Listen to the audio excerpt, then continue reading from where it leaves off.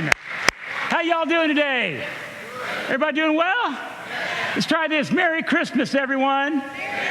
Yeah. All right. Hey, we want to welcome all of you here today. It is great to see you at Woodlands. For those of you watching online, live on Facebook, great to have you all with us as well. My name is Daniel, and I serve as the lead pastor here at Woodlands. And I want y'all to know how glad we are to have you all with us. You're going to meet all these studly guys in the red jerseys toward the end of the service. But we are very, very happy and thankful to have the HF National Champion Junior Vikings with us today. Woo! Yeah.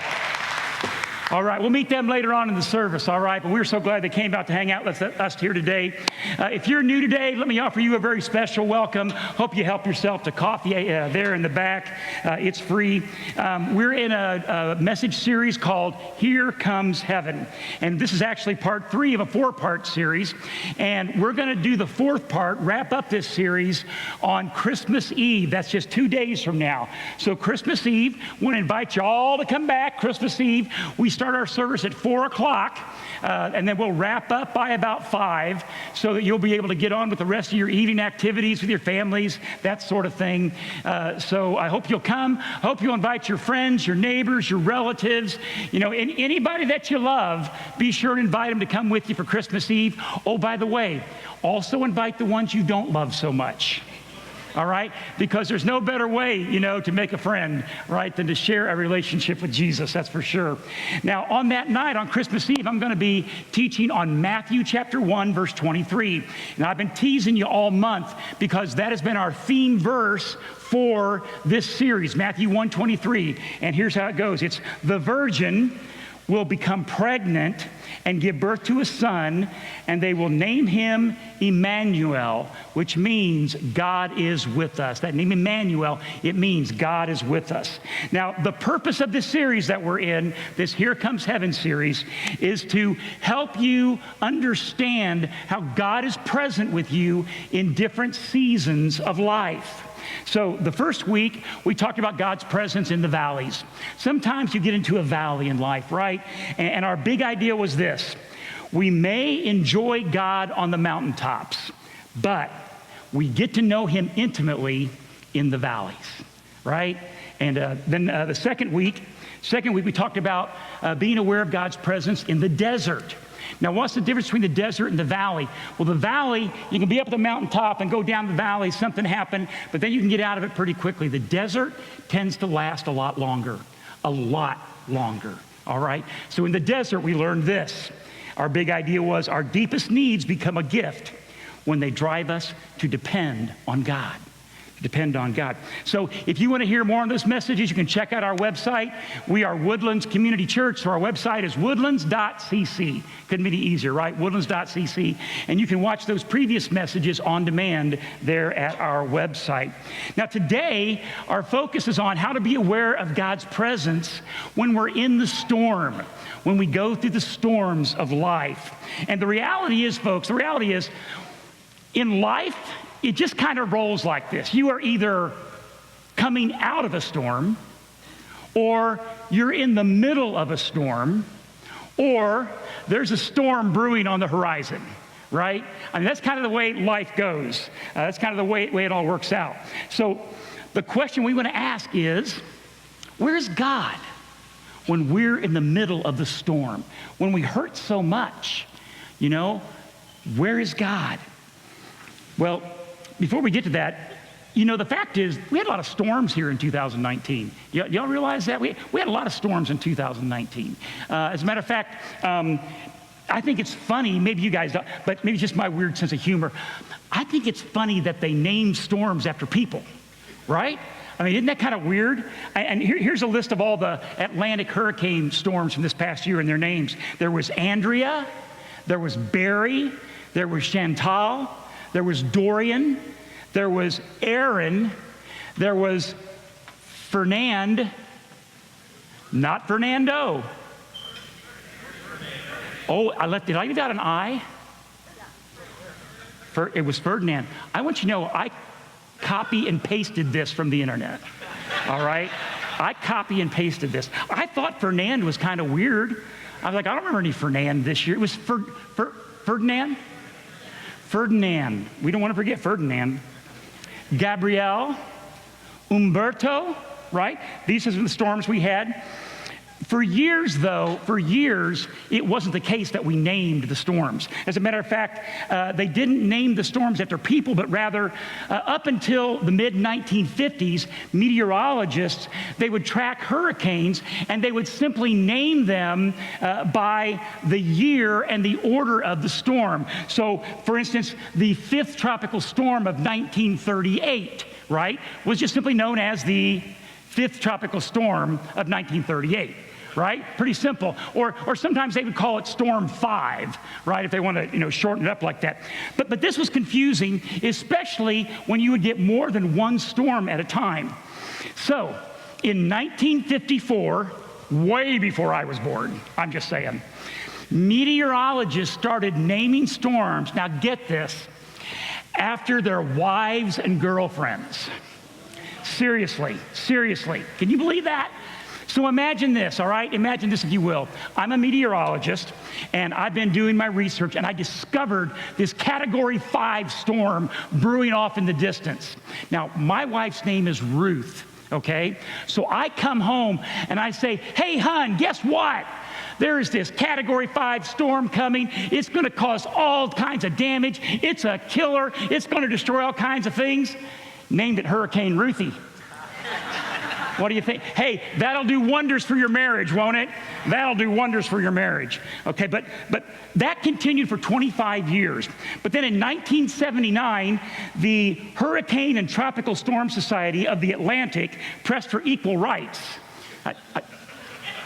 I made that name up, for storms. And so then they started naming storms men's names as well. So what happens is, if a storm is absolutely like off the chart kind of storm, I mean, it's like historic kind of storm, they will actually retire the name of the storm. Otherwise, they reboot them like every 6 years, I think it is. So this year, Dorian, that's why I had it highlighted earlier, Dorian is actually up for having its name retired. Isn't that impressive? It's like having your number retired in football, So Dorian, it was quite a storm. Unfortunately, though, some of you are in a storm right now, and you could probably name your storm. You would like to say, man, I wish for nothing more than for this divorce storm to pass. I wish I could get through this depression storm. Wish I could get through this financial storm. See, sometimes we find ourselves in the middle of some real serious pain, and we just want the storm to just blow over. We just want it to blow over. What do you do when you're right there in the middle of the storm? See, unfortunately, what a lot of people do is they blame God. They blame God. They go, God, why did you let this happen? Why did you let my mom die? God, why did you let my brother get killed in an accident? But we blame God in the middle of the storm. But here's the thing. Here's what I want you to know. Our big idea for today is this: never let the presence of the storm make you doubt the presence of God.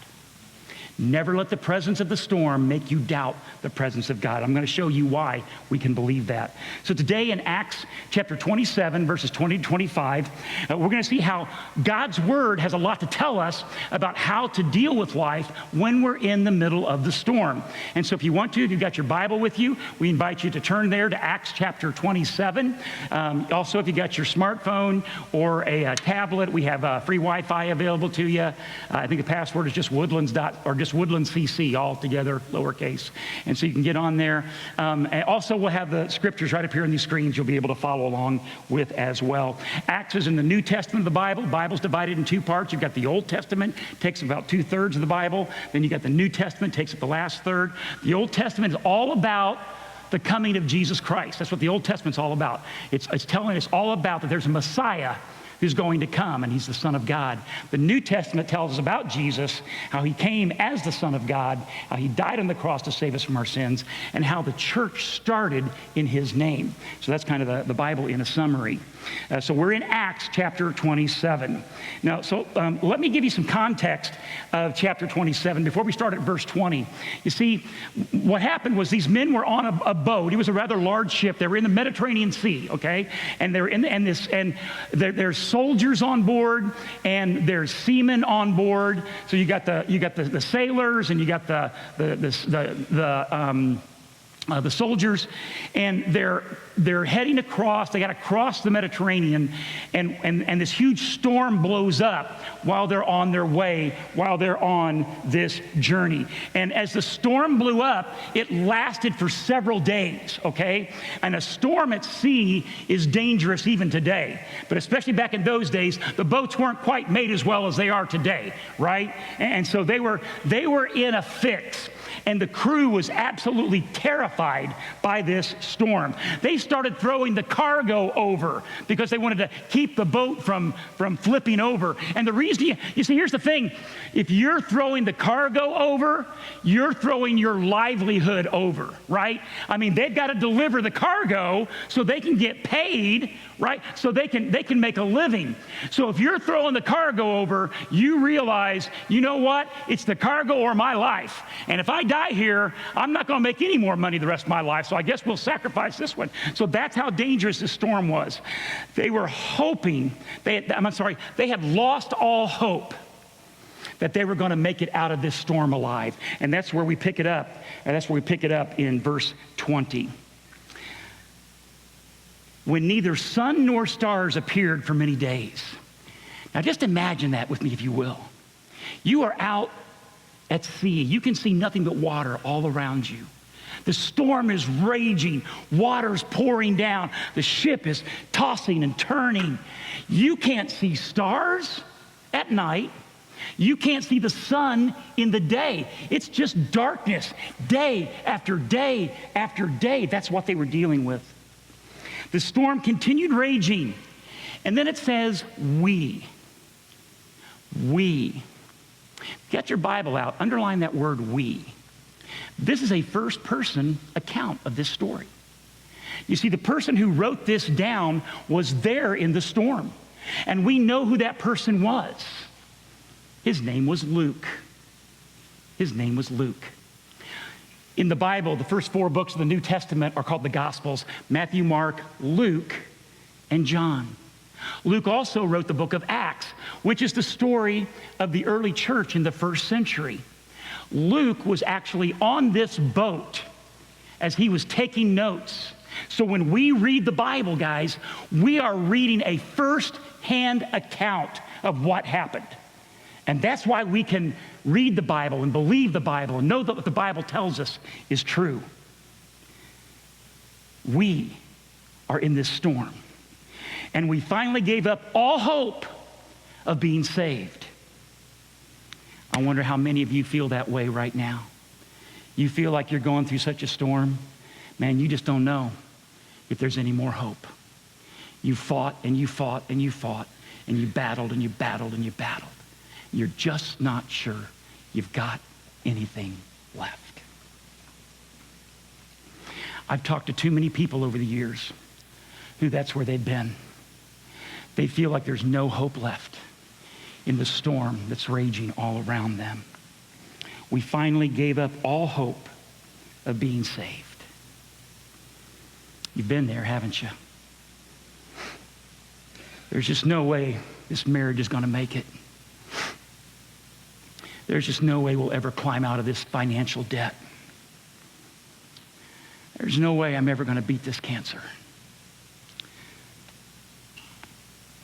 I guess I'm just going to be alone my whole life. We're never going to be able to conceive and have a baby. Since Dad lost his job, I'm never going to be able to finish college. We finally gave up all hope of being saved. The storm continued to rage. Verse 21, after they had gone a long time without food, so they had gone many days without any food, Paul stood up. Now, Paul is the key figure of this story. Paul is a key figure in the New Testament. We meet Paul in the book of Acts. There are 13 letters that are written that are included in the New Testament that were all written by this man, Paul. Paul is an amazing figure in the early church. And here he is. Paul stood up and he said, "Men, you should have taken my advice not to sail from Crete. Then you would have spared yourselves all this danger and loss." And I don't know about you guys, but Paul stands up and says, "You should have listened to me." Right? I mean, if these soldiers and these sailors weren't so daggone seasick, I'm pretty sure they'd have gotten up and taken Paul and tossed him overboard with the cargo right about now. I mean, really? Is this the time to play the blame game? Is this the time to say, "Ha ha, told you so"? Is that what's going on? Maybe there's something else going on here. Maybe there's something else that we need to learn from. You see, the most important character in the middle of the storm, other than God, is somebody to lead. You need a leader. God always works through leaders. Always. Always. Think about it. When the rebel base was nearly in range of the Death Star, Luke made his final assault, firing his torpedoes into the heart of that deadly planet weapon. When Thanos is on the verge of putting on the 5 Infinity Stones, where once again he will destroy half of all known creatures in the universe, Iron Man steps up and he puts on the gauntlet and he snaps. You see, the Apostle Paul knows. He knows that someone needs to lead, and he knows that leadership is influence. He knows leadership is influence. Far from playing the blame game, that's not what Paul's doing. Far from playing the blame game, he's establishing his credentials, right? Everyone must listen to him if they're going to live. Oh, and by the way, have I mentioned that Paul was a prisoner? Have I mentioned the fact that Paul was actually a convict at this time? You know why he was a prisoner? You know why these soldiers had him in custody? Because he had come face to face with Jesus Christ. He had come face to face with the risen Lord of heaven. And he believed that Jesus is who he says he is, the Son of God. And he believed that by surrendering your life to Jesus, by following him, by putting your faith in him, by believing in him, you will receive the greatest gift anyone can ever receive, and that's the gift of eternal life. Paul believed that. And can you believe he was telling people about this? And that's why they arrested him. Did you know that's happening in China right now? Right now in China. If you're talking about Jesus Christ to people, telling them that Jesus is the way to salvation, you are being taken prisoner and put in internment camps, taken to jail. It's been that way in North Korea for a long, long time. It's that way in the Middle East, in Saudi Arabia. Folks, we need to thank God for the country we live in. We need to be thankful for the privileges that we have the right to disagree with one another. And that's why we should all be able to disagree with each other and disagree with each other strongly and then shake each other's hand and say, "Man, that was a good talk, wasn't it?" Right? There's no reason to hate someone just because they disagree with you. Paul knows he's got to take the lead. He knows he's got to take charge. And so he's got to establish his influence. I was right before, and I'm right now. So you guys got to listen to me. Because this storm is going to kill us all if you don't listen to what I have to say. We're in the middle of the storm. When you're in the middle of the storm, think about it. What is your first instinct? Typically, it's to blame. Right? When you're in the middle of the storm, when things aren't going well, when everything's falling in, it's got to be somebody else's fault. right? I mean, it's human nature. It's what we do. We start pointing the fingers, right? And say it's that person's fault, it's their fault, it's their blame. But here's the problem. More often than not, when we're in the middle of the storm, it's your own dumb fault, right? It is. It is. I know. I mean, sometimes, folks, you are in the storm because you spent too much money, right? You are in the storm because your emotions got the best of you and you said some things you shouldn't have said, and now you're in the doghouse, right? I mean, some of you, you're in the middle of the storm because you procrastinated. You put it off, and you put it off, and you put it off, and now you got to pay the piper, right? It's bit you in the butt, and you got to do something about it. You're in the middle of the storm, okay? Hey, some of you absolutely love to blame your professor because you failed your final exam. No. You failed your final exam because you were up eating pizza and drinking beer and playing Xbox all night, right? That's why you failed your final exam. Some of you, you're in the storm because everybody told you not to date her. Everybody told you not to date her. Your mama told you not to date her. Your daddy told you not to date her. Your pastor told you not to date her. Your best friend told you not to date her. Heck, your fortune cookie said, don't date her. But you argued back, oh, she's got so much potential. Yeah, she's got all kinds of potential to ruin your life, right? When I'm in a storm, folks, more often than not, it's my fault. I know. I'm the fool that got me into this, okay? When I was, just a few years ago, I was playing basketball, and I used to play with a bunch of my friends, and we were playing, and this friend of mine, we'll call him Don, because that's his name. And Don, he's like 6'2", and I'm 5'9" on a hot day wearing platform shoes. And so Don starts trash talking me. I was like, what's this all about? What are you trash talking me for, right? But he starts trash talking me. So I'm just like, okay, dude, I'm going to destroy you. So in my mind, I've got it all figured out. I'm going to cut to the lane, make a hard plant, V-cut, come back out. I'm going to call for the ball, and I'm going to rise up, and I'm going to put a 3 right in his face. I'm going to shut that boy up. And by the way, when I make my cut, I'm going to hit him with my shoulder, make sure he falls back a few places, give me some space. So ball comes in bounds. I immediately cut to the free throw line. I plant my foot. We're playing on carpet. I go to cut back. My body doesn't go with me. It all rolls over my left ankle, and I tear both the tendons on the outside of my ankle. Not the ligaments. That's bad enough. The tendons are really bad when you tear them. So now guess what? I got to have surgery. Tendons don't heal on their own. I got to have surgery. It cost me a lot of money. I'm laid up. I'm wearing a boot for 3 months. I've got this little cart where I'm like, woo, woo, woo, woo, rolling all over the place. Why? Because it was my own dumb fault. That's why.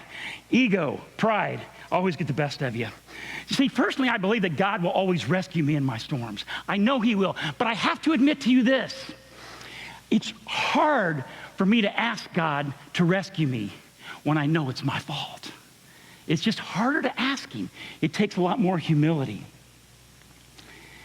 But now let's look at the other side of this. Think about all those people who were in that boat.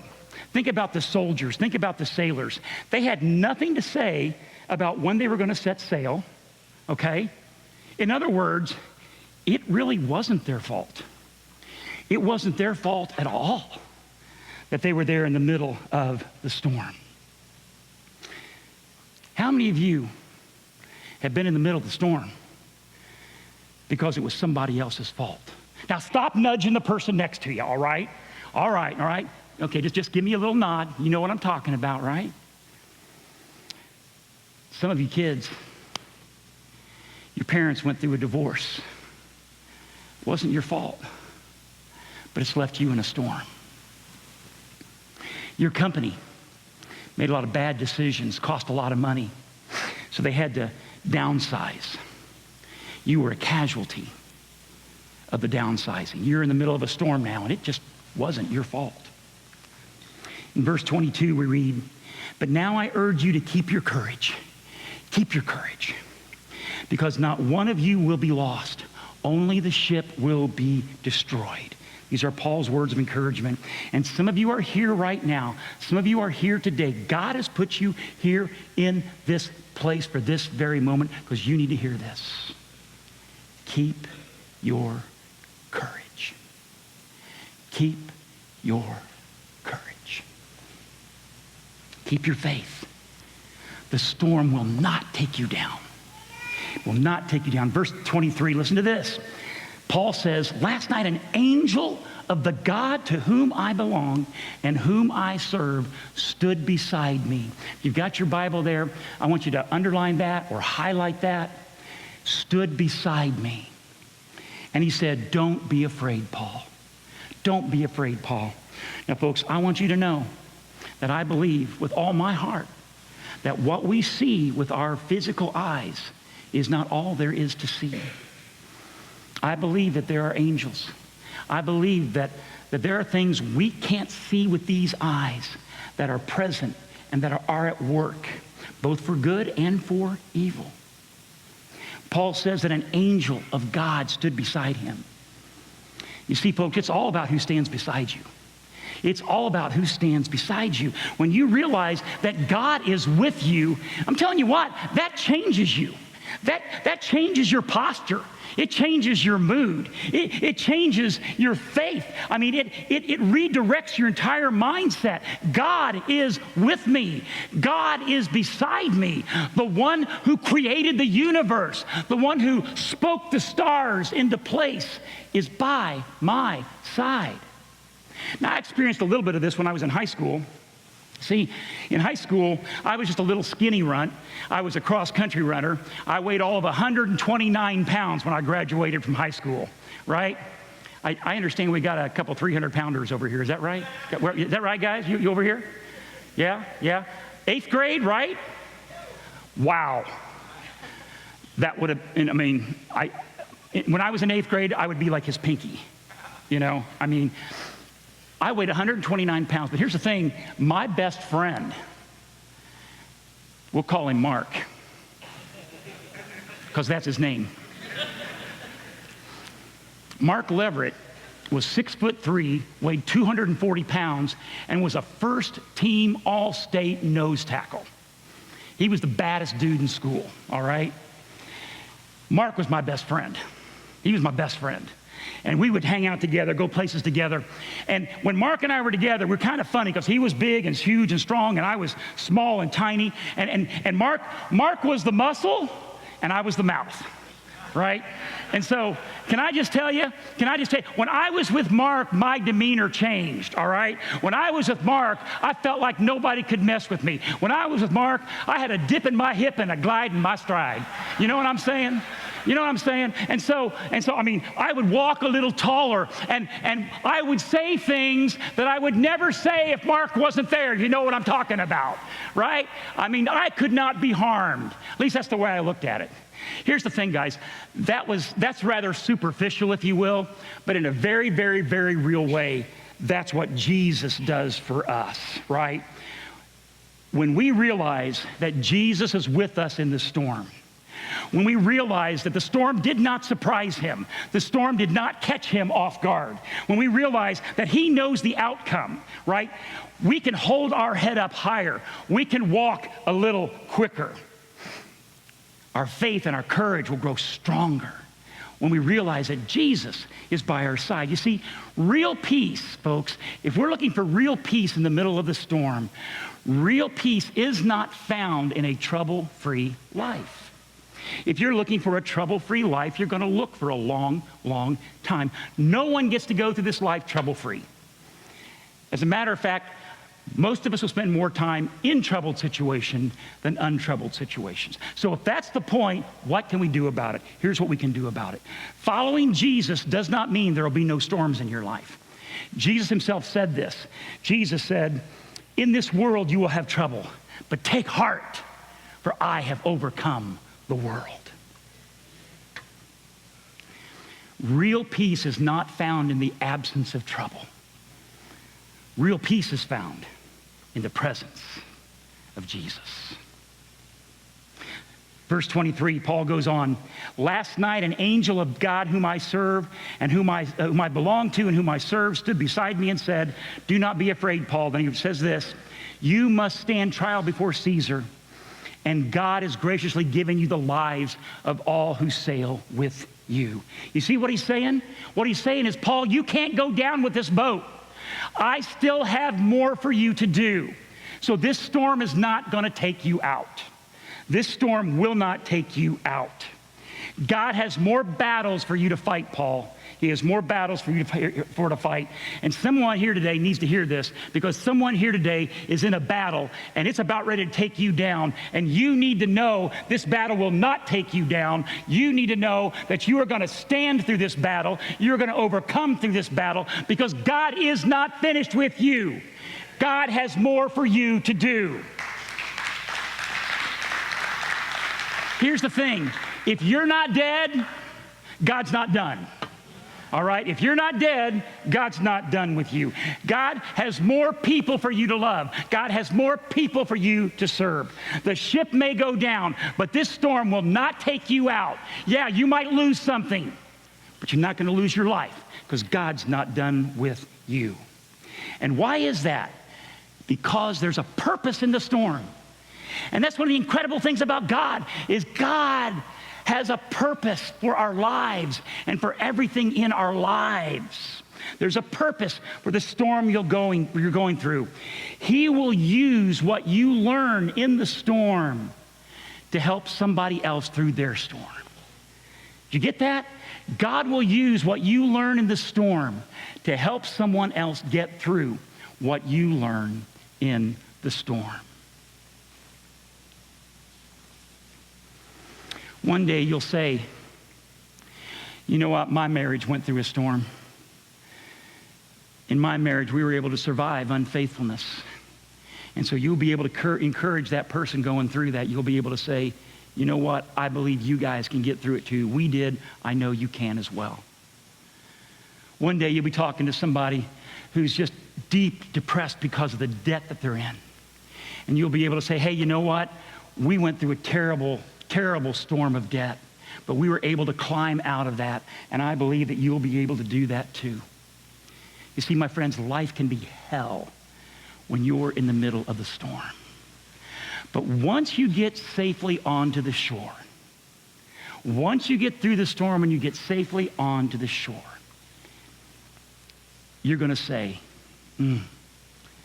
I would not want to go through that again for anything. You know what? I wouldn't wish that storm on anybody. I wouldn't wish that on my worst enemy. But here's the thing. I would never trade what I learned. I would never trade how I grew. I would never trade how I got close to God and got intimate with Him because of going through the storm. Verse 25 says, so keep up your courage, men. And ladies, let's say it to you as well. Keep up your courage, ladies. For I have faith, Paul says, in God that it will happen just as He told me. As I wrap this up, I got a few more things to say. Band, I'd like the worship band to go ahead and come on up, get into place for our closing song here together. Here's the thing. I have faith in God that it will happen just as He told me. My faith is not in what I see, folks. My faith is in what God says. My faith is not in a boat, right? My faith is in a God who controls the wind and the waves. My faith is not in a ship. My faith is in the God who created the trees that the ship was built out of. All right? Here's the bottom line. You cannot control the storms that blow up in your life. You know, sometimes it's your fault. Sometimes you had something to do with it. But a lot of times you can't control the storms that blow up in your life. You can't control how other people react to you. You can't control how severe the storm is. You can't control how long the storm's going to last. You can't control what people say to you in the middle of the storm. but you can control what you believe. What you believe and where you put your faith. You can control the meaning that you give the storm of your life. You get to control that. The meaning that you give to the pain, to the suffering, to the storm, to the hard time. What meaning will you give it? And that will determine how you'll process that storm in your life. Never let the presence of the storm make you question the presence of God. Never. To close up, Psalm chapter 46, verses 1 through 3 says, God is our shelter. In the middle of the what? In the middle of the what? Say it with me. In the middle of the storm. He is our hiding place. He is our safety. He is our strength. He is always ready to help in times of trouble. And why is he able to do that? Why is he ready to do that? Because he's by our side. God is by our side. God is close. He's very close to us. He may seem far away, but he's not far away. He's close. He's so close. He's so close that he can whisper